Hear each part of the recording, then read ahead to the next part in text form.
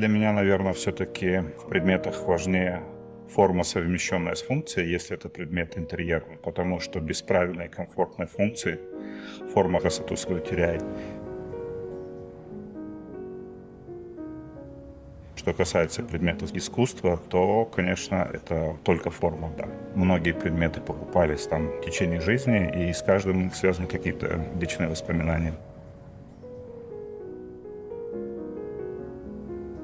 Скульптуру, которую вход нас встречает, с ней тоже связана история. Я увидел эту скульптуру, по-моему, в Барселоне, если не ошибаюсь, или в Мадриде, или в Барселоне, в музее современного искусства. Это Ян Эдвардс. И мне кажется, важно, она встречает. Ты выходишь утром на работу и думаешь, надо меньше кушать. Ну и вечером возвращаешься домой, думаешь, надо завтра обязательно утром на тренировку попасть. А в скульптуре я тяготею, конечно, больше всего к бронзе.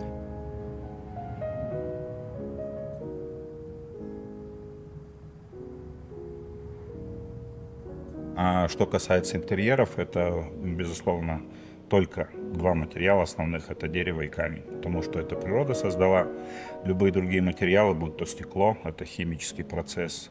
И если из дерева у меня тоже есть фаворит, там это дуб и американский орех, то в камне мой любимый камень, если из мягких сортов, это итальянский травертин. Разного вида, и здесь в доме его очень много. 5 видов итальянского разного травертина. Если из твердых сортов, то мне, конечно, нравится Галаката Голд. Ты когда смотришь, ты хочешь прикоснуться. Если ты прикасаешься, еще ощущаешь на кончиках пальцев такую живую структуру. Мрамор такого не дает все-таки. Когда ты рукой проводишь по травертину, такой дух Италии, дух древности, это все равно присутствует. Все должно плавно перетекать одно в другое. У меня, естественно, каждое помещение имеет какой-то вид искусства, картину, либо скульптуру. Если посмотреть на Тони Крэга, который в центре зала, мне кажется, она несет как будто бы всю композицию центральной комнаты, но это не так. Она все поддержана китайскими шкафами, фактурами на стене, это все взаимосвязано. Выбор искусства – это всегда эмоциональный отклик. Надо смотреть и не насмотреться. Год за годом, день за днем. Оно должно радовать глаз. Это прежде всего эмоции.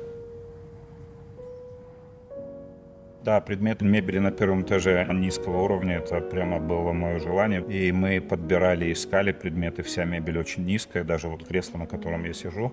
Это связано с тем, что достаточно высокий потолок в комнате, 9 метров. И я хотел такой американский стиль, когда очень широкая, распластанная такая мебель низкая. И мне кажется, на контрасте это очень хорошо работает с высокими потолками.